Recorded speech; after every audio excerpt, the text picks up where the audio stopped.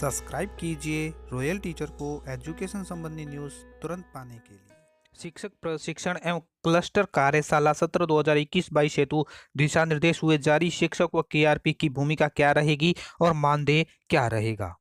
जी हाँ साथियों, शिक्षक प्रशिक्षण और क्लस्टर कार्यशाला के लिए सत्र 2021-22 के लिए दिशा निर्देश है वो जारी कर दिए गए हैं। उसमें हमारे शिक्षक की क्या भूमिका रहेगी और केआरपी की क्या भूमिका रहेगी, आज के इस वीडियो में जानेंगे। यह है वो आदेश जो राजस्थान स्कूल शिक्षा परिषद की ओर से जारी किया गया है। शिक्षक प्रशिक्षण एवं क्लस्टर कार्यशाला आयोजन के लिए है, जिसमें दिशा निर्देश दिए गए हैं। इसमें बताया गया है कि शिक्षा मंत्रालय भारत सरकार के दिशा निर्देशानुसार वर्ष 2021-22 के अंतर्गत शिक्षकों के अकादमिक संबलन व क्षमता संवर्धन के माध्यम से गुणवत्तापूर्ण शिक्षा की प्रत्येक विद्यार्थी तक पहुंच को ध्यान में रखते हुए कक्षा 1 से 5 तक अध्यापन करवाने वाले शिक्षकों हेतु राजस्थान स्कूल शिक्षा परिषद के माध्यम से समय समय पर प्रशिक्षणों का आयोजन किया जाता है।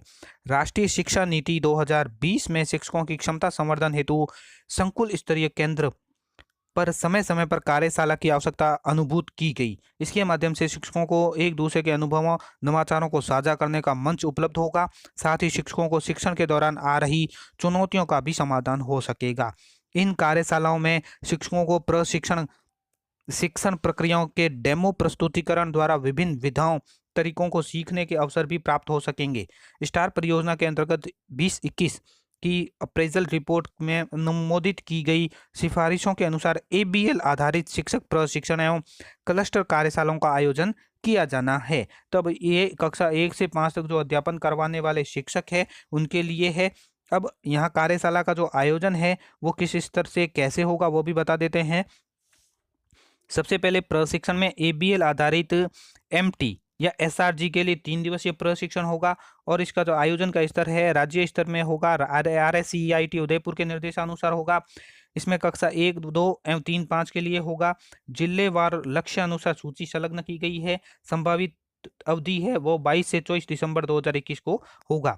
उसके बाद शिक्षक प्रशिक्षण एफएनएल के अंतर्गत एबीएल चयनित विद्यालय अर्थात एबीएल चयनित जो विद्यालय है उनके लिए 3 दिवसीय प्रशिक्षण होगा। वो ब्लॉक और जिला स्तरीय हो सकता है। कक्षा 1, 2 और 3, 5 में अध्ययन करवाने वाले हिंदी, गणित, अंग्रेजी और पर्यावरण अध्ययन हेतु है। इसमें जो संभागी रहेंगे यानी भाग लेने वाले एबीएल हेतु चयनित विद्यालय से कक्षा 1 से 5 में अध्यापन कराने वाला एक शिक्षक प्रति विद्यालय यानी प्रति विद्यालय एक शिक्षक यहाँ से चयन किया जाएगा जो एबीएल हेतु चयनित विद्यालय है। ये प्रशिक्षण 6-8 जनवरी 2022 को होगा और 10 से 12 जनवरी 2022 को भी होगा। उसके बाद आता है क्लस्टर कार्यशाला जो 1 दिवस की होगी। वो क्लस्टर पीओ यूसीओ स्तर से होगी। कक्षा 1 से 5 तक अध्यापन कराने वाले जो शिक्षक है उनके लिए होगा और प्रथम समूह में हिंदी और पर्यावरण के लिए होगा। द्वितीय समूह में गणित और अंग्रेजी के लिए होगा। कक्षा 1 से 5 में विषय समूह के अनुसार अध्ययन कराने वालों के लिए है। शिक्षकों को वर्ष पर्यंत शिक्षण विधाओं, पाठ्यक्रम, पाठ्यपुस्तक तथा शिक्षण प्रक्रिया में क्षमता संवर्धन समस्याओं के निराकरण के उद्देश्य से वर्ष में 3 क्लस्टर स्तरीय 1-1 दिवसीय कार्यशाला का आयोजन किया जाना है। यानी एक वर्ष में 3 कार्यशालाओं का आयोजन किया जाएगा और 1-1 दिन के लिए होगा। ये पूर्णतः गैर आवासीय रहेगा। प्रशिक्षण का आयोजन है वो समय प्रातः 10 बजे से सायं 4 बजे तक रहेगा। यूं तो दोस्तों यहाँ पे जो निर्देश है बहुत लंबे चौड़े हैं, लेकिन जो मोस्ट निर्देश है वो मैं आपको बता देता हूँ। जैसे ब्लॉक स्तरीय शिक्षक प्रशिक्षण हेतु एबीएल गतिविधि हेतु चयनित विद्यालय में कक्षा 1 से 5 अध्यापन कराने वाले प्रति विद्यालय एक शिक्षक द्वारा भाग लेना है। संभागी शिक्षकों की संख्या के अनुसार ब्लॉक व जिला स्तर पर प्रशिक्षण हेतु कोविड-19 दिशा निर्देशों की पालना करते हुए समूह का निर्माण किया जाए। शिक्षक प्रशिक्षण गैर आवासीय होंगे। इसमें एमटी का जो चयन है उसमें मॉड्यूल लेखन से जुड़े विषय विशेषज्ञों को सर्वोच्च प्राथमिकता दी जाए। डाइट व्याख्याता अथवा समग्र शिक्षा में ब्लॉक स्तर पर नियुक्त आरपी को भी प्राथमिकता दी जाए। पूर्व में प्रशिक्षणों में उत्कृष्ट कार्य करने वाले शिक्षक एवं संबंधित विषय में स्नातक या स्नातकोत्तर हो। कंप्यूटर पावर पॉइंट प्रेजेंटेशन की समझ रखने वाले शिक्षक शिक्षिका हो। नवाचारी शैक्षिक गतिविधियों की समझ रखने वाले शिक्षक और शिक्षिका को प्राथमिकता दी जाए। राजकीय विद्यालयों में कार्यरत प्रथम, द्वितीय या तृतीय श्रेणी अध्यापक, प्रधानाध्यापक, प्रधानाचार्य जिन्हें न्यूनतम 2 वर्ष का शिक्षण कार्य का अनुभव हो उनको भी प्राथमिकता दी जा सकती है। किसी भी प्रकार की विभागीय जांच लंबित न हो। संदर्भ व्यक्तियों का चयन जिला डाइट समग्र शिक्षा के समन्वय से तय मापदंडानुसार किया जाएगा। साथ ही इसमें बजट का प्रावधान दिया गया है 30 संभागियों हेतु प्रति संभागी 250 रुपये प्रतिदिन के हिसाब से है। बैठक व्यवस्था में 250 रुपये एक दिवस के लिए है। और साथ ही संदर्भ व्यक्ति जो मानदेय है वो 800 रुपये है। चाय अल्पाहार हेतु 50 रुपये एक व्यक्ति। संभागी अगर 32 है, संभागियों का जो मानदेय है 100 रुपये है। टीएलएम के लिए 20 रुपये है। विविध व्यय जो फोटोकॉपी टाइपिंग स्टेशनरी के लिए 410 रुपये अलग से दिए गए हैं।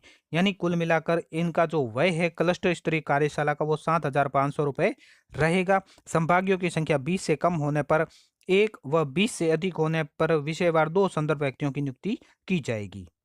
वर्ष में है वो 3 कार्यशालाओं का आयोजन किया जाएगा, वो क्लस्टर स्तरीय होगी। और साथ में अब यहाँ पे डेट भी दे दी गई है कि प्रथम कार्यशाला प्रथम समूह जो हिंदी और पर्यावरण के लिए 6 से 7 दिसंबर 2021 रहेगा। इसी प्रकार द्वितीय है वो 11-12 जनवरी 2022 रहेगा। इसी प्रकार तृतीय है वो 22 से 23 जनवरी 2022 रहेगा। और द्वितीय समूह के लिए जो क्लस्टर स्तरीय कार्यशाला रहेगी गणित व अंग्रेजी के लिए 8 और 9 दिसंबर 2021। द्वितीय है 17-18 जनवरी 2022 और तृतीय कार्यशाला 25 से 26 फरवरी 2022 को होगा। ये क्लस्टर स्तरीय कार्यशाला का इस आयोजन है वो पीओ क्षेत्र में होगा।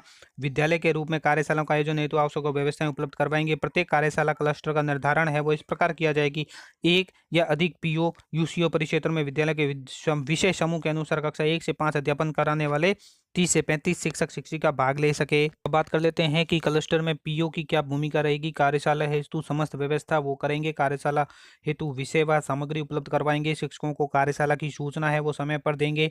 क्लस्टर कार्यशाला में भाग लेने वाले समस्त संभागियों को व्हाट्सएप समूह का निर्माण करना, शिक्षण अधिगम सामग्री उपलब्ध करवाना, संदर्भ व्यक्ति व शिक्षकों की उपस्थिति सुनिश्चित करना, कार्यशाला में सम्मेलन प्रदान करना, कार्यशाला के पश्चात संदर्भ व्यक्तियों के साथ समीक्षा बैठक आयोजित करना, विद्यालय की वार्षिक योजना में क्लस्टर कार्यशाला की आयोजन योजना को समाहित करना, कार्यशाला में दस्तावेजीकरण कर सीबीओ कार्यालय को प्रेषित करना, संस्था प्रधान पीओ प्रभारी द्वारा कार्यशाला ऑनलाइन फीडबैक प्रपत्र समय और संभागियों से आवश्यक रूप से भरवाना।